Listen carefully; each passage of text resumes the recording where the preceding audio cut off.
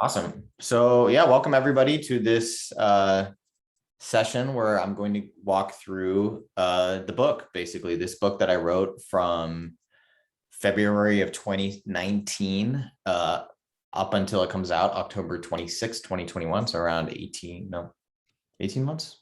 No, 2.5 years. So 30 months of work. That seems, yeah, 30 months of work to write a 52,000 word book. And it's a lot of work. And I had trouble figuring this kind of process out myself. There's not a ton of information out there. Most of it is very kind of marketing heavy, kind of meant to promote the book more than teach people how to write a book themselves.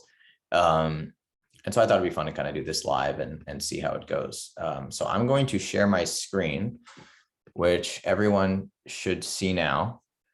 And let me just make sure that I have the Q&A and the chat open. Feel free to use it. Feel free to chime in with questions or comments or what have you. This is pretty unstructured, though I do have kind of like a roadmap to make sure I kind of cover kind of all the boxes. So let's get started. And Julia, feel free to interrupt if you have. I'll intro you soon, but feel free to interrupt if I kind of miss something really important, which I sometimes do. Anyway. So yeah, let's get started. All the way to the left. The kind of story begins with this tweet that I had, I guess now 10 years ago.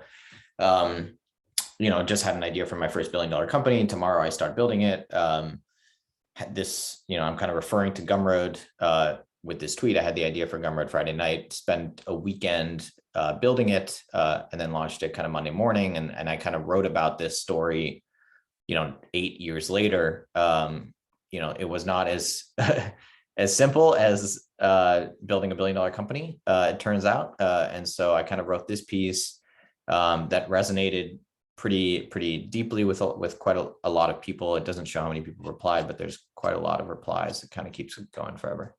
I think it's like 600, 700 or something like that. And you could see the, whatever. A lot of awareness, and I think it was like the most clapped article in the month or what have you. It was also, by the way, the same day. This is the same day that I was not even the #1 article. It was #1 for the month. It was not #1 for the day, because this was the same day that Jeff Bezos published his first and only, I believe, Medium article, which was "Thank you, Mr. Pecker" or whatever, when someone was trying to frame him or kind of leak his sexts or whatever, which I guess never happened. But anyways, it was an interesting day. #2 for the day, but #1 for the month.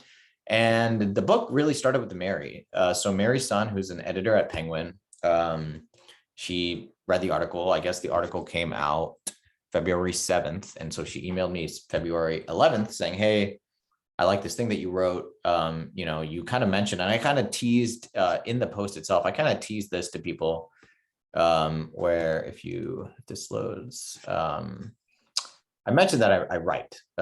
You can kind of tell that I write, given that I wrote this article, but I kind of wanted to foreshadow to people that I was writing. Oh, don't tell me I can't even read this. Oh, fuck that. That's annoying. Fuck you, Medium. You told me you wouldn't do that anymore. Anyway, yeah, here you go. If I had the willpower, work on a side project, a fantasy novel. And she wrote this great email, which even references that. Like, I know you might still be working on that fantasy novel. I am still, actually gave up on that. I wrote another science fiction novel that also was not good. Turns out writing nonfiction is a lot easier than writing fiction. But anyway, I had a call with her, and that's sort of the next step. You kind of get an editor to be interested. That's sort of a big kind of thing that you need. It's kind of like your first check if you're raising money. It's kind of your anchor LP if you're raising a fund. And so once I had that, the next step is to get an agent. There's sort of three, in every kind of book, there's sort of at least three sort of parties. There's the publisher, then there's the author, and then kind of in the middle almost, there's a agent. So basically the agent is kind of like your hybrid lawyer slash friend slash, I don't know what else, Julie, if you have anything to add to that, but in like the music business, you have agents and managers and things like that. So they kind of represent you. It's their job to kind of represent you. And actually all flow of funds kind of go from Penguin to the agent Lisa at Writer's House in my case. And then I kind of get paid, they kind of pay me. So it's kind of nice as an author, sort of in terms of the complexity, because you don't have to think about a lot of stuff. You kind of just get a check. There are a lot of downsides to it, obviously. But that is kind of the way that it goes. And then, so Mary introduced me to Lisa, and I met up with Lisa, and she helped me kind of come up with, basically refine the idea, right? At that point, it's kind of like I have a idea, for a book. You can kind of tell it's going to be related to sort of how do you build a business. It's probably not going to be like a book on how do you raise venture capital, et cetera. And so Lisa helped me really kind of like pare down like what that idea should actually look like. And I started sort of putting together this proposal. And so the proposal was kind of the next step. I had no real idea what I was doing because I'd never actually seen a proposal, I believe. So I basically just was like guessing, but I kind of wrote just about myself and why I might be an interesting person, and kind of what questions I may want to answer, really just kind of like spitballing with people. And then kind of title ideas. So you can see all the title ideas that I had. Alberto, if you have a question, just ask in the chat or in the Q&A. Actually in the Q&A would be better because I can see all those really easily. The chat might scroll, but I had all these ideas.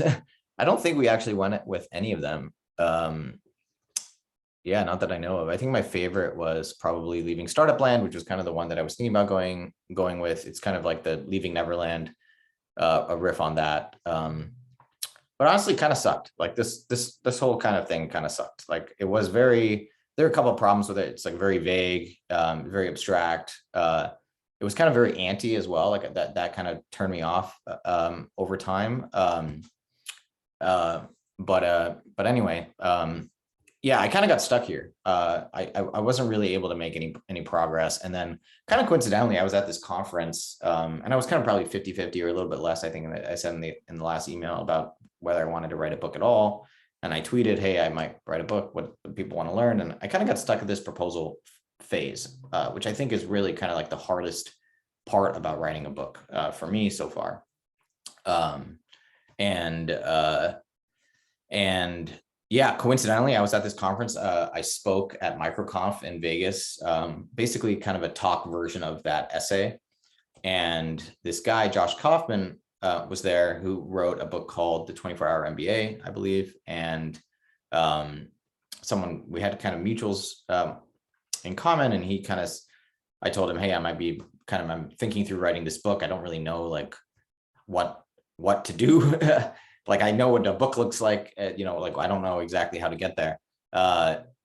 And you can kind of see I put together a proposal, talked to a few agents about it, revised it. I'm still unpleased. And oh yeah, so Josh Kaufman was like, you got to work with David Mulder. David is amazing. He wrote the proposal, I believe, for Atomic Habits. And so like you should work with him, and he'll kind of help you really think through kind of tactically, like, putting together this proposal. So I started talking to David, and we put together, let's see if I can find it. I have a lot of tabs, but we put together a proposal, which is not any of these, which probably means it is going to be,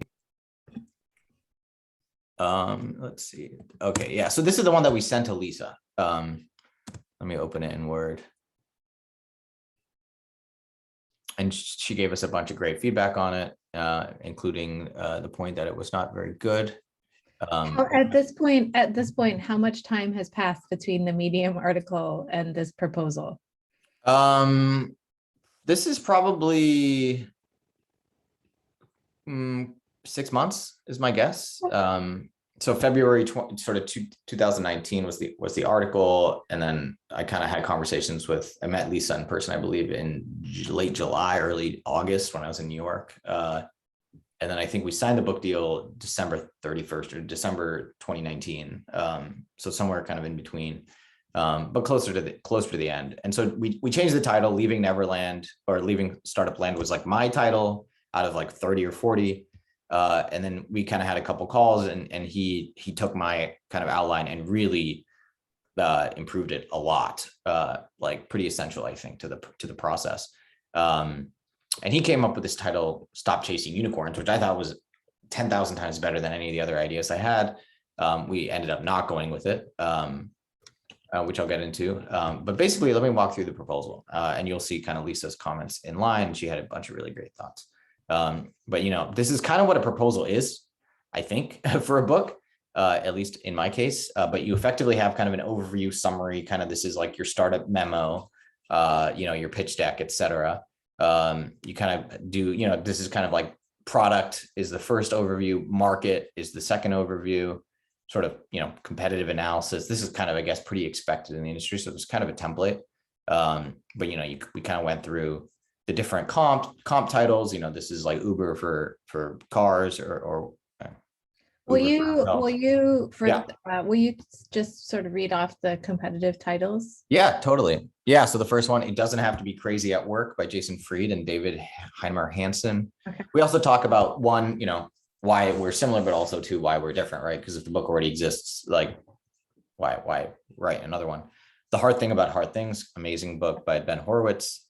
Side Hustle by Chris Gilbo. Bad Blood by John Carreyrou, great book also. And then, my kind of about section, pretty simple. And then the marketing plan, which is, honestly kind of basic. Like everyone has like roughly the same thing, which is I have a bunch of followers and I have email newsletter subscribers and I can go on some podcasts or something like that. And I can speak at some conferences. It's basically the same thing. I don't think anyone actually knows how to write a successful book, which is besides just being like a famous person or something like that. It's sort of pretty stochastic and difficult.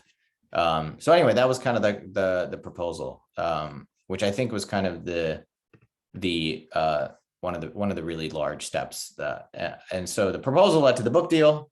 Let me show you the contract for the book deal.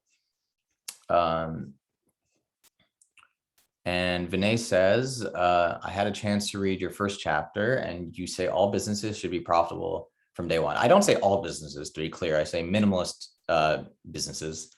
But yes, I think according to kind of the framework in the book, being profitable from day one is like pretty important. So this is the proposal. You can kind of see that, it's between me and Portfolio, which is an imprint of Penguin, which is kind of a subsidiary of Penguin Random House, which I believe also bought Crown. So who knows what their name is. But you can kind of see that the sort of agreement is being handled by Writer's House, which is where Lisa comes from. And Lisa, by the way, is like a phenomenal agent. She reps a bunch of names you can Google. But I think Atomic Habits actually might be Lisa. And Jason Fried and DHH back in the day as well. And maybe Seth Godin, I don't know. But anyway, like does a lot of this kind of stuff. So that was great. And then this is the book deal. So, pretty simple. Like basically I have to write a book. It has to be approximately 60,000 words. It ended up being 52,000 words. So you're kind of not held to this, perfectly. Obviously you end up writing a terrible book. And then the book deal itself. So it's $115,000, which maybe seems like a lot of money or not, who knows?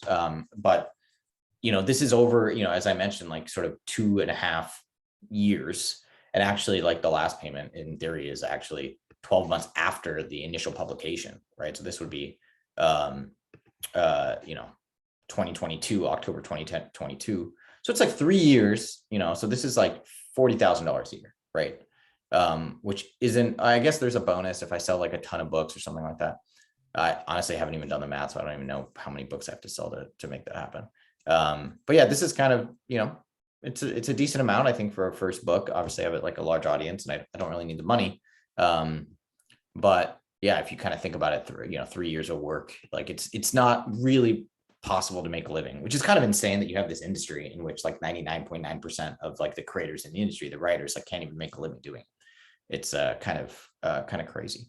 But anyway, that's how it works. I got $40,000 kind of immediately, which I effectively spent. I honestly have almost spent all of this, because it turns out writing a book is expensive, like getting help with the proposal and Julie, who helped edit it. I guess the ghostwriting would be the official term for it, I guess, in the industry, but she's not really a ghostwriter. One, she's not a ghost because I'm saying her name. But it was very, very collaborative, and especially in the kind of like the sort of, I would say, last third of the book, having her help flesh out the examples and just help with everything was pretty amazing. But yeah, not free. And all the illustrations as well in the book kind of come out. The website, like everything kind of is paid for by the author, right? So this is, my goal actually was to say, basically, I'm going to redeploy all of this. If I make any money, it will be because, I sell like a lot of books, not because of the advance itself, right? So anyway, that's kind of how I thought about it. And then, yeah, the book, I basically had a year. So I think I signed this like something like December 31st, 2019, or something crazily close to the end of the decade or what have you.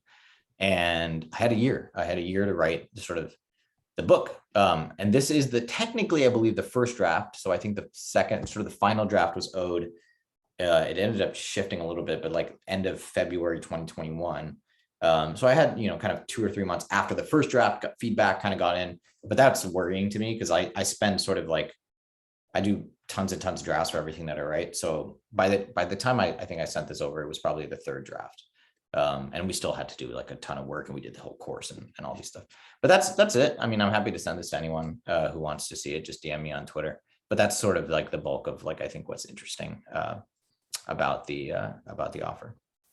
Oh, and then of course it's effectively, if anyone wants to buy the book, it's kind of Penguins, right? I'm writing the book. I have kind of copyright on the words, but in terms of selling the book in this way, Penguin is kind of responsible for that as the publisher. So that's that. Julie, anything to add about before I get into more drafts? Because I have a lot of drafts. I think that most people get into the proposal without knowing what they're doing. So you're not alone in that. It's a best guess. It's kind of funny. And like the good news in my case is that like Penguin wanted me to write a book, right? That's where most aspiring authors get stuck. It's kind of the same thing I tell startup founders who are trying to raise money. They're like, oh, I'm trying to raise money. And I'm like, who's offered to give you money? Like, don't raise money until someone has offered to give you money, which is not that hard in this environment. Like if you go build stuff and you write about it in public, like you will get people asking to give you money. Like I go on Twitter all the time and just ask people if I can invest in their startups, like almost daily, and it's hard because it takes work. And, like getting to this point, right, where I wrote an article that 1 million people ended up reading wasn't easy. It took 8 years. But it is kind of essential because ultimately, like a lot of people want to write books and sort of, only so many books can get published. So that's kind of what I would recommend for folks. So anyway, we took that proposal. It was kind of thumbs up and turned it into an outline. And basically the outline was me like just vomiting words. I came up with this, I don't know, hook, thesis, segue concept or something. I've never, it's kind of scary because I've written essays before, right? Like maximum 3,000 words. A book is like 52,000 words. Every single chapter has to kind of work with everything else. It's kind of a one single piece. So I knew I could kind of write a single chapter, but I didn't really know how this was going to scale. And that was one of the things Julie, I think, really helped me think through.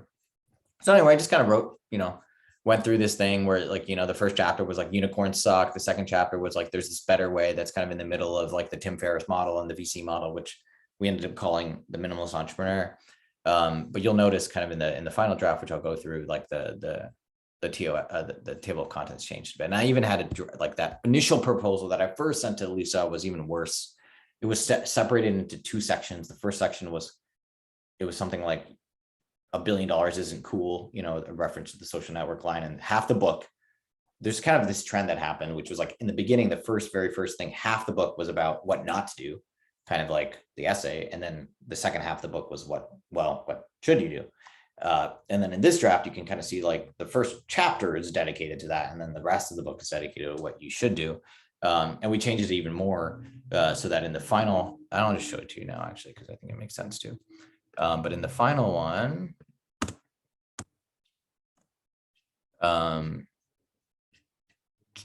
you'll see that it's almost there. Let me just shift this around.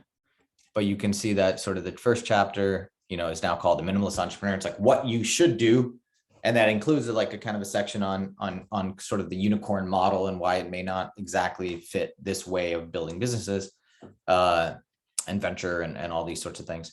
But then kind of gets closer, like start with community. It used to be, the third way, which was this. So really we didn't even have a chapter called Start with Community. We kind of just started with building stuff. This is kind of the right tool for the job was like sort of picking, and even now I'm like having a hard time even telling you what this stuff, like what this would be about. Right tool for the job. What is it about? I don't even know. Story, segue, thesis. Anyways, it doesn't matter. What matters is that I wrote this thing. Like that was my goal here. I think I did it in like a week or two, where I was just like, I'm just going to wake up and like vomit 1,000 words a day. And let's see how long, like two blog posts worth, kind of a proposal. But my goal is just to have something, this is my entire conclusion. Like, I definitely realized like, wow, this is why so many business books are full of fluff. I'm like, I don't even know what to say. Like I made my point. What else is there, but anyway, around 6,000, 7,000 words. And then this, let's see if this is any longer. This might be this. Yeah. So this, I think, was one I got a bunch of feedback on. And then I started really kind of fleshing this out. I really turned it. This is kind of like, I would say kind of like the first draft, where it's, it's still not there yet, obviously. Like, so I'm at trying to hit 60,000 words, but 20,000, like, with examples and everything like that, it starts to get like much closer. You can see that I kind of changed the title now to Community First, which is kind of getting closer to Start with Community. So it's, it's getting closer. Make something they want is now build as little as possible. Sell to your first 100 customers, I believe, is the only one. Yeah, the only one that looks like it stays the same in terms of almost identical. But yeah, now the book I think is great. But really quickly, this is another chapter. So this is the one this is another draft. This is the one I think Julie started helping out with. So this should be, this is basically like the book. This is like the book that the first draft of like the 60,000 word thing. But you can still see like, I mean, the chapters are different. Like they're still, we did get rid of this unicorn sucking thing. So kind of structurally it's there, but there's still like a ton of work to be done. Like if you go through and read this, and by the way, if anyone wants to read like a super old draft for some reason, let me compare and contrast what it kind of looks like now. So you'll see the ideas are similar, right? So in the sort of, let's call this the second draft. I started my career chasing unicorns. First, I joined Pinterest as employee number 2. Then less than a year later, blah, blah, blah, blah, blah. Right. So that's pretty similar. I started my career chasing unicorns. I joined Pinterest as employee number 2, but in 2011, I left before my stock vested to build my own $1 billion company, and with the tweet insert, et cetera. So, a lot of, I mean, there's like tons and tons of differences. It isn't the same at all, but I can kind of send you can kind of, if you want, just DM me, I'll send you both and you can kind of compare and contrast. But just got a lot cleaner. And one of the really big moments that made the book a lot better, I also got rid of the dedication because it wasn't minimal enough, but was doing a course. And so we ended up doing this course that looks, we did it super ad hoc. It was, we basically, I just tweeted and emailed everybody saying, hey, I wrote a book. I want to do a course. The reason I wanted to do a course was because I was listening to a podcast. I think it was the Tim Ferriss podcast show with Yuval Harari, who wrote Sapiens. And I didn't realize at the time, but apparently Sapiens was a college class that was turned into a book. Very similar to kind of 0 to 1, which was like a set of notes that I believe like masters took at, one of Peter Thiel's Stanford sort of lecture series, and then turned it into a book. And I thought that was really great because you basically just get a ton of feedback. Big sort of premise for the book is that, everything good, it starts with the community. That's kind of the point of the second chapter. You need community, you need feedback, you need help, you need support, you need accountability, all these sorts of things. And I needed that too for this book. And so we did this course. Julie, who helped me, write the book, also kind of volunteered, or I convinced her, or I'm not sure exactly how it happened, but we decided to do this together. But we taught this course, and this is kind of how it looked like. Pretty, I ended up using the Gumroad colors, like really simple, really minimal, and kind of went through, each thing, and each one was basically like an hour, 15 minutes. We did, every chapter was a class, and it was amazing. It made the book so much better because we did things like this, where I basically, as part of the class, there was the slides and everything, but I would send out the chapter, every single chapter, kind of one by one, almost like a chapter club, which I'll do pretty shortly for the book for everybody. I'll do a pre-order thing for folks who pre-order the book. I'll send out an email about that probably next week. If you pre-order at minimalistentrepreneur.com/pre-order. And I'll also do one after the book comes out, because I believe chapter clubs are great for accountability and actually reading the book and implementing the points. So yeah, the great thing is, like, look at all these comments. Like every single one of these comments is like the book got better, right? And so imagine if you have this effectively times 8 or 9 or 10, if you include the introduction and conclusion, like a ton of feedback, like hundreds and hundreds and hundreds of comments that took the sort of second draft and made it a lot better, and got pretty close, I think, to the final. And then we also did another cohort where we took the learnings from all of that and kind of reincorporated it back. So there's kind of this like tug of war almost, right? Where you kind of like make a bunch of changes over here that makes you think better about this thing over here. Then you make changes over here, and that, improves like the sort of primary product. Pretty just, and so you can kind of see now we've kind of decided on this brand, and it looks a lot cleaner, and there's a lot more messaging in it that I think is more aligned and more specific. I think one of the really big things that I think was really important for me to learn is, like, people want specificity, people want examples, people want to be able to see how you do something, not just why. They want to see how you build a business, not just why you would build a business this way. And so trying to get as specific as possible was like a pretty important part of this kind of process for me. I just want to jump in and say that for anyone who's listening and who's thought about writing a book, this process is completely atypical. And the most of the time, the manuscript is pretty closely guarded and only a few people see it up until the end. So the idea that hundreds of people saw the book and gave meaningful feedback on it before the final version was turned in. The process that Sahil is describing, he skipped over it in about 20 seconds, but there were hundreds of comments that we thought about, integrated. Some of them were related to grammar, some were involved rethinking an entire chapter, so that when the first cohort of the class ended at the last week of February, we had 1 week to integrate what was probably 1,000 comments.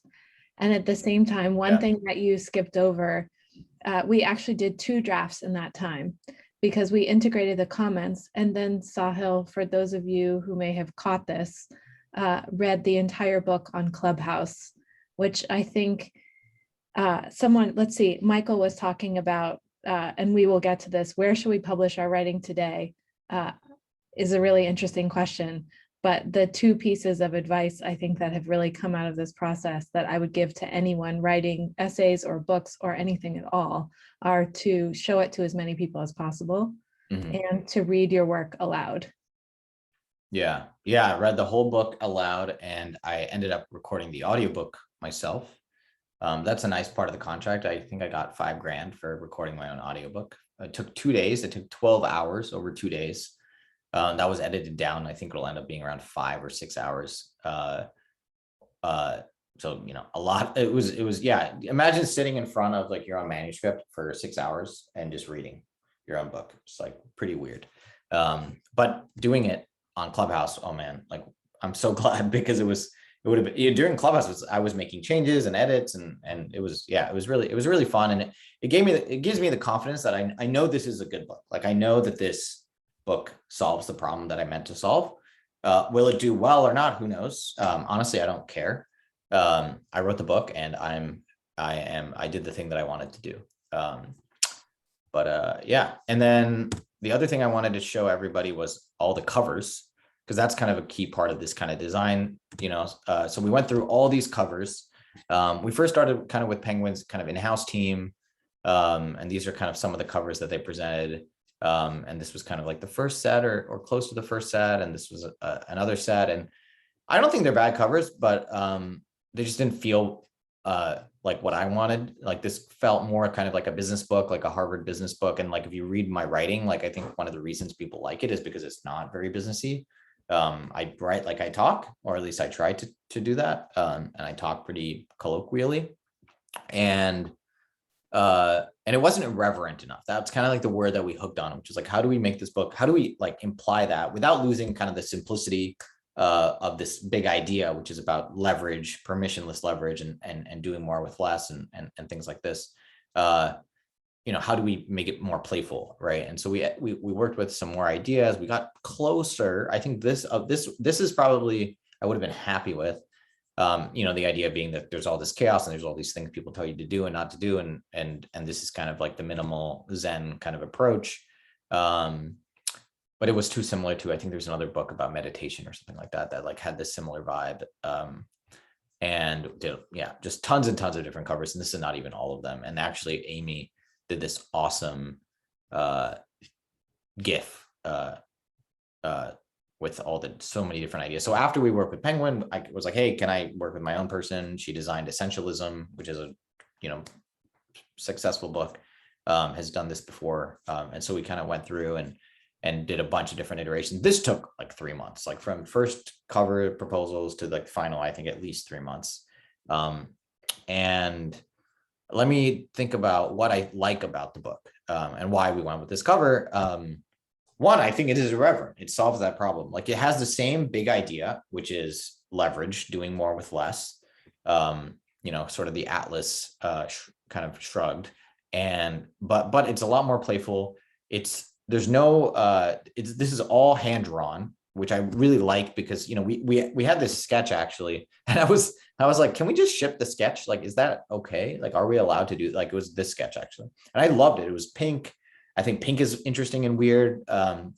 Most business books don't feature pink, but that was kind of important to me to imply that this was not just for like the traditional entrepreneur, people who may identify as entrepreneurs. And then we sort of fell in love with that and kind of just brought that into the whole book. And I really like this kind of lowercase. It's kind of playful. I really, the goal with the book is to make entrepreneurship accessible to everybody. Like that's like the simple, like tech enabled specifically.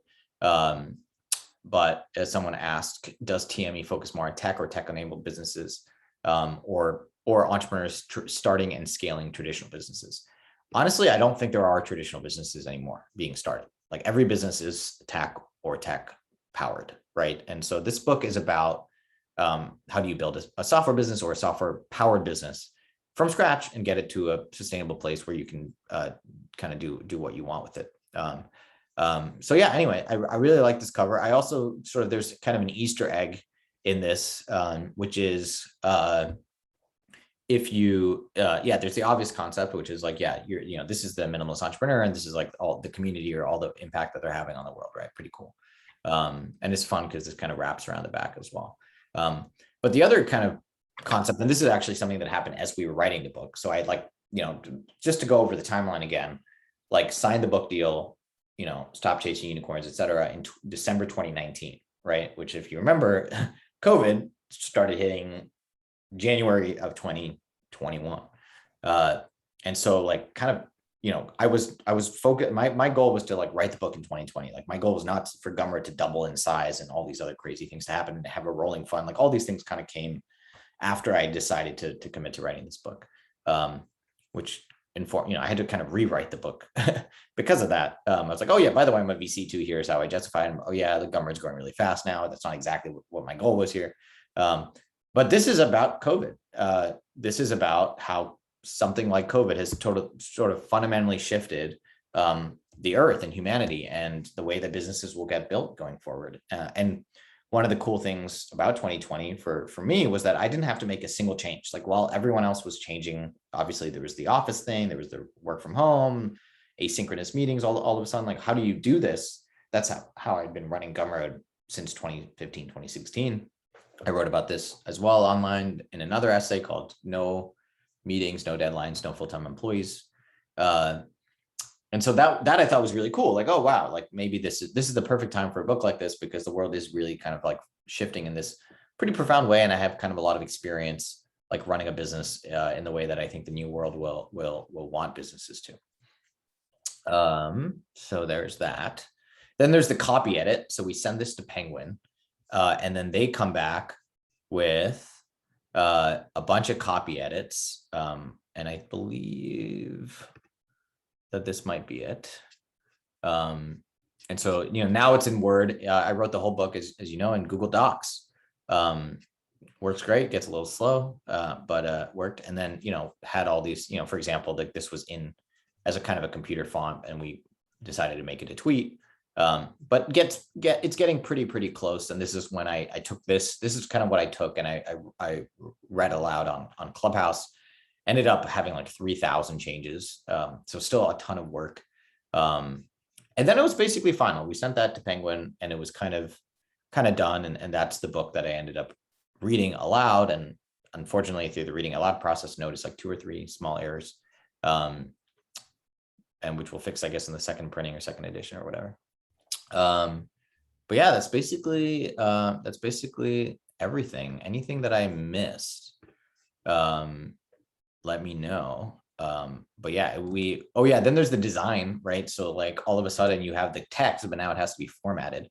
Also, by the way, once you do this, it's like pain in the ass to make any changes, because it's not kind of visually there. It's not in Word or Google Docs where you can just update text. It's all laid out. But yeah, they basically, Penguin sent this back to us. We had a bunch of comments. So I think this is like the second version of this. But like Amy and Dylan, the folks who helped with the cover and the brand identity and all these sorts of things, went through. So for example, we changed this from building a manual valuable process, which is kind of our riff on MVP. Like, how do you build nothing effectively? No code, etc. And now it says build as little as possible. So just like stuff like that. A lot of tweaking things, like this list was like really janky. Let's see if it still is. This is kind of like one of the core. Yeah. So this is now like separated out because it just gets a little weird. And anyway, just went through and really kind of like all the images, like made sure they were all formatted properly. It was a lot. It's a ton of work, ton of work. And even the audiobook is like a ton of work, because then you take 12 hours and then you edit it down to 5 or 6. Like imagine, how many takes that you don't hear. And that's honestly where the value is. Like there was a question, and let me kind of answer all the questions now. And thanks for the pink and yellow. I really like it. We're thinking of trying to do a gold leaf special cover. We'll see if we can figure that out. It could be pretty fun. Maybe give it away or something. But let me go through the questions. So Jack asks, for those of us who haven't gotten the attention of publishers and wrote, bootstrapped, self-published our books, regardless. And you did do that regardless. What tips do you have for the writing and marketing process? Go to where your people are, like the book. And if you want, just DM me on Twitter. I'll send you like a big chunk of the book, up till I think I'm allowed to send up until the end of chapter 2 now. But this is like a lot of the chapter. I mean, there's just strategically, let me mention, like one of the reasons I really am excited about the book is that it's really 8 essays, which is like, I believe there's sort of 8, or there's really 7 steps to building a business.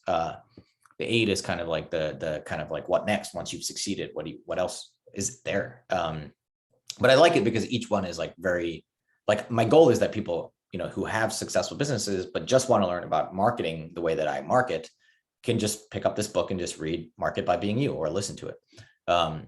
And I like that angle, that each chapter is about either starting with community in this case, which is kind of what I would recommend to you, which is like go to Reddit, go to Slacks, to be honest, I'm doing this now. So just watch what I do over the coming 3 weeks. But just kind of do podcasts, courses, like do webinars like this, like just teach people. And that's a lot of what Start With Community kind of gets into. But yeah, starting, building, selling, marketing, growing. This is about hiring and culture. And that's it. Like if you do those things, like you've now built a successful, profitable business. And that's a lot of what I try to get across with the book, is that, if you break it down into small enough steps, like it's not that crazy. Building a business is not that hard. And next weekend, I'll be announcing this soon. I will be building a business in public and streaming it live starting Friday night, just like I built Gumroad. I'll share that on Twitter later today. Would appreciate your engagement on it. And okay, back to this. But yeah, it's honestly super hard, Jack. And Warren asks, you probably answered this, but why distribute through Penguin instead of Gumroad? So it is on Gumroad. You can buy the physical sort of signed hardcovers and pre-order. There's sort of pre-order tiers there. The truth is, like, I wouldn't have written the book like through Gumroad. Like it just wouldn't have happened because I'm busy. I have projects. I kind of need people to tell me to do something and for me to do it. And this is the same thing with Gumroad. The first investor told me that it should be a company. With my rolling fund, Naval told me I should start a fund, etc. Like I just kind of live my life. I write a lot. I paint. I draw. I build stuff, and then I kind of just do that until someone says, "Hey, by the way, have you thought about tweeting a lot?" I'm like, "Oh yeah, I should probably start doing that. That would be good." So yeah, Penguin. It's a combination of that and there's sort of two core functions, I think, of an editor. It's sort of distributor, like Penguin, a publisher. One is the editing, and one is the distributing marketing piece. And someone asked me recently, like, hey, how helpful has Penguin been on the marketing side? And like, is that better, more or less than you expected? And the honest answer is that Penguin has done absolutely zero for the marketing efforts. And that is exactly what I expected. So they did a perfect job. Like the value in Penguin, similarly to the value of Y Combinator, is that they give you a little bit of money and they give you a framework and sort of a template in which you can sort of ship your product. And they give you, most importantly, and they help you make it good, right? They give you feedback on it. And they certainly did. Like the audiobook is going to be awesome. Like it's just, I had literally a director like helping me voice it. Like it's going to be awesome. And so the quality of the product, I think, is just going to be a lot better than anything I would have personally been able to do, though now I know how to do it. So maybe my next book I'll do myself and be able to have a similar level of quality if I decide to write another book. But then the big thing, honestly, is the stamp of approval, right? Like the truth is, like, how many authors do you know, successful sort of authors do you know that sell their books on Gumroad? The answer is very few. And so like, I actually think like the answer should be like, why would you sell your book on Gumroad? Like that's weird and different, right? Just because I'm the CEO of the company doesn't mean I should be using my product all the time, right? Like that I think is sort of a logical fallacy that you might be running into, sunk cost fallacy or something like that. But yeah, the stamp of approval is where it's at, right? Because just like raising money from a VC or any of these sorts of things, like there's just so much information out there. There's an infinite amount, basically. So you have to have some hook, some interesting thing about you that may be, hey, I just raised money from Y Combinator, right? Or it may be Penguin chose me as one of the 10 or 100 or 1,000 books that they're publishing this year. And I think that can mean something, but they will not market your book for you, right? That's your problem. You can use their name, just like you can say, hey, Andreessen letter A. But a lot of VCs and publishers, I think, have this in common where they promise all sorts of stuff. But truthfully, like I think the stamp of approval and the money is where the value is mostly at. So and the quality and kind of the quality in the Penguin case, the editing, et cetera. But these are all things that you can outsource, and I sort of will going forward now that I know how to do all these sorts of things. The other nice thing is just like, it gives you the stamp of approval is for life, right? It's not just for the book. Like once you've raised money from a VC or once you've done this or that or whatever, like you kind of have like elevated, you've kind of like crossed that chasm, right? And you're now on the other side, and you have more freedom. So that's kind of why. Hopefully I answered your question. If I didn't, just ask another one. Michael, where should we publish? I would say, what I do is I like have a blog on my website, and I have an email newsletter powered by Gumroad. I would probably use Substack if I weren't the Gumroad CEO, to be honest, or MailChimp or something like that. And Twitter is what I do, but it doesn't really matter. And I get into this in the market by being eChapter, but most importantly, email list, like have an email list somewhere. And I don't use it super frequently, but I would kind of recommend. And honestly, I would do nothing different. Like what I did, people always ask me, like, what would you do differently? Which is always weird to ask someone who you consider successful, because it's like asking a failure, like, what would you do the same? Like, I would do all the things I did worked. That's why you're asking me. So I would do nothing differently. My advice today is the same advice that I followed 10 years ago, which was like, find a way to get into a community, start with community, build stuff, sell that stuff, market stuff, write about it. And I mean, no coincidence. This is like how I do my thing. So that is the advice in 52,000 words will be all in here. Sean asks, will you be doing a book tour to promote your book and meet your readers' fans? Not officially. Apparently book tours don't work for nonfiction. At least that's what Penguin told me. There's also COVID and all sorts of weird stuff. So I will be at Founders Summit, which is a conference thrown by the Company Fund, Tyler Tringus and Navja and everybody over there. With like 100, 200 people. So I'm going to be, I'll be there, and it's in Mexico City, and we'll be doing like some sort of thing.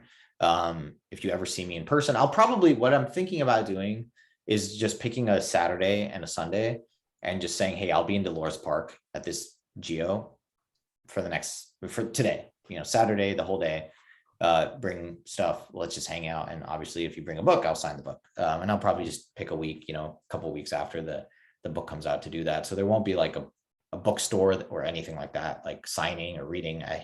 All those things are weird to me.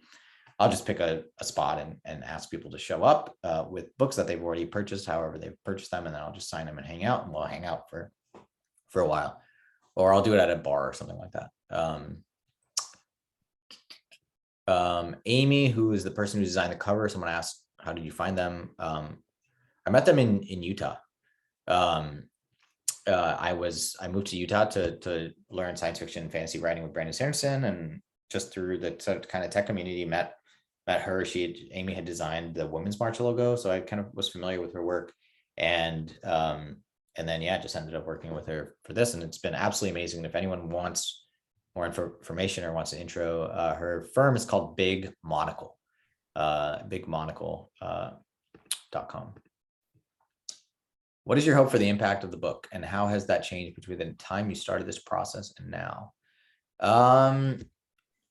Honestly, what did I want? I mean, I don't think it's changed much, which is I wanted to write a book. I want that book to be like really high quality, like close to the top of what I am currently capable of, which I did. So I'm done, honestly. Like I'm done with everything. I have no more hopes. No more hopes. And honestly, it's similar to Gumroad. Like when I wrote reflecting on my failure to build a $1 billion company, that was like my goodbye. That it was meant to be. At least I literally wasn't writing code anymore. I was painting and writing science fiction. That was my day job. I wasn't even tweeting when I really wrote that article. And then kind of ironically was not a goodbye. It was kind of like, hey, by the way, I'm back. And so similarly in this case, like when I hit publish, like I'm done. Like that's kind of my that's why I hit publish. It's kind of like I did the sort of mental work and I'm done, and I want to hit publish so I can move on with my life. It's kind of like food poisoning, where you kind of have to just get it out of your system before you can stop thinking about it. That's kind of how I think about this stuff too. For someone who is very new to the mechanics of book writing and have no contacts or known links with editors, agents, is self-publishing easiest way to start? Yeah, definitely start with self-publishing. Like I, by the way, self-published everything until this book, right?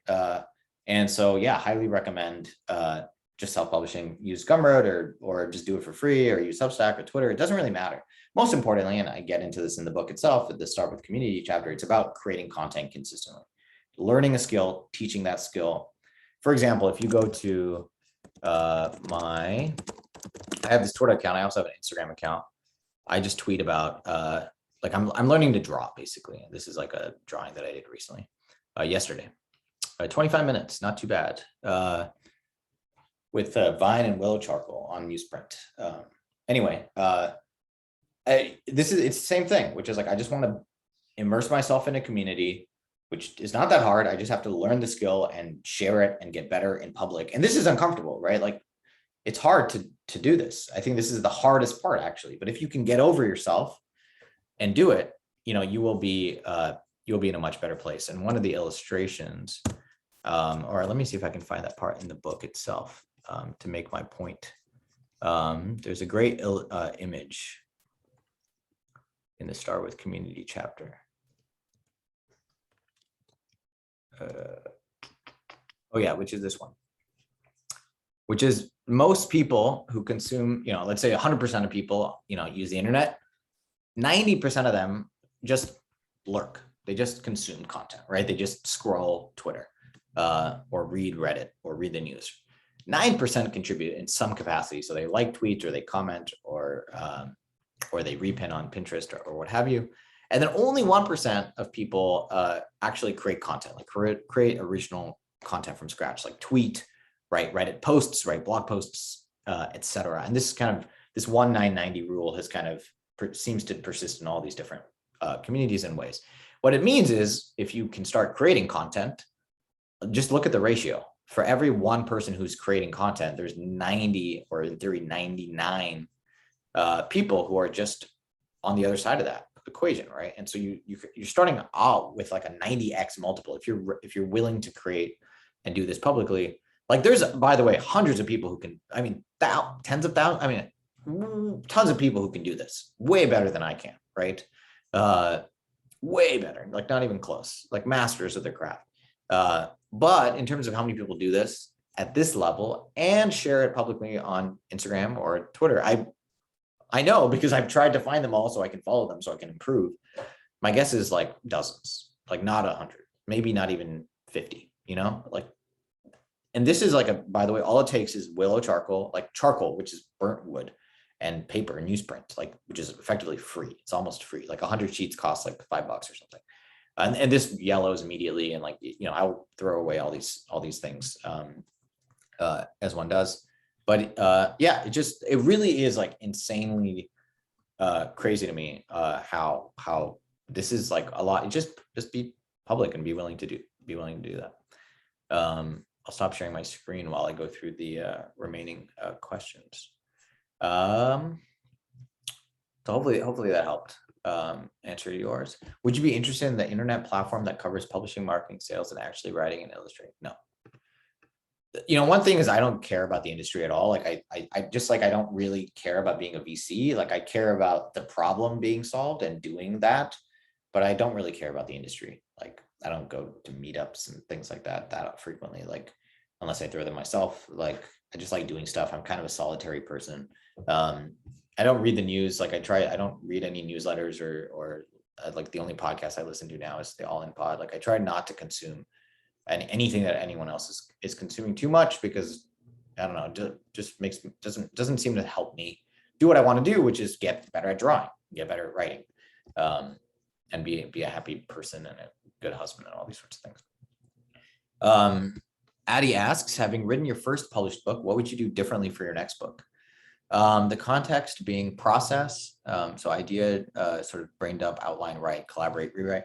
I mean, overall, I would do the same thing. I would say I would probably do it. My hands are tied a little bit because of working with Penguin, which I don't regret at all. But I think next time, now that I've done this, like I don't like doing the same thing twice. So like I don't think I'm just going to write like another book called like The Minimalist Investor or something like that. And if I do, like it's going to be very different in certain ways, right? There's NFTs, obviously. So I'm thinking a lot about how do we kind of get into that world. Almost definitely, I would write the book in public much more. Like when it's your first book, you kind of want to keep it closer to your chest, even though I was pretty kind of sort of public within a closed set of people before the book came out. And now I think 3,000 people have read the first chapter. And so pretty confident that's not terrible. But I with the second book, now that I have that confidence, I might be more open to kind of doing it earlier, and writing in public as well. Though I do think a lot of that stuff is overrated because ultimately people have an expectation of what a book is, and so when you break out from that too much, like I think it's hard to really break out. So Jack asks, any thoughts on the value of running ad campaigns to generate book sales? I've actually heard they work really well. Yeah, I've heard they work really well. I have no plans to do it myself. I talk about this actually in the book that I'm not a huge fan of, to be honest, spending money at all. But certainly spending money on ads. And I have heard Facebook specifically works really well. And I think for second, third, et cetera books, like they'll give you a budget. In this case, I don't know what their budget is. I don't have a budget. So yeah, I have no plans to run ads or do anything like that. Honestly, like as I mentioned before, like I'm happy with like I don't need to sell a single copy of the book. If everyone ends up pirating it, but a billion people read it, like that's highly preferred for me. Like I don't need to make any money from the book. I want people to read the book. I don't want people to buy the book. So yeah, that's kind of how I'm thinking about it. Actually, I don't even care if people read the book. I want people to like apply the lessons in the book to building businesses. And how much will you earn from every book sold? That's a good question. So, there's the advance, so the advance has to get paid back, which I assume is 5,000, 10,000 books worth of books that I have to sell first. But then I think after that, it's Julie might want to clarify, but I think it's between like $1 and $3 or something like that per book. If you buy it from me, like if you go to minimalistentrepreneur.com/pre-order and get it from me, then I make more because I'm also the retailer. So there's like the retailer who also makes money. Right. Like if you buy from Amazon, Amazon's making most of the money. If you buy from me, I get to make 50% or maybe a little bit less, but around that. Obviously I have to pay for everything, like shipping and everything, but worldwide. So it's not cheap, but yeah. And if Denise asks, are you open to sharing the final proposal you created with David? Yeah, just DM me on Twitter and I'll send you the proposal. Thanks for all the questions. Hopefully that was helpful.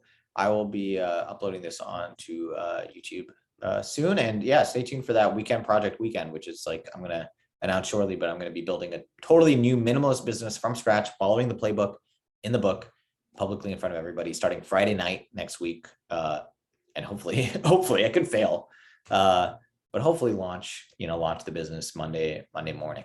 All right, see you everybody.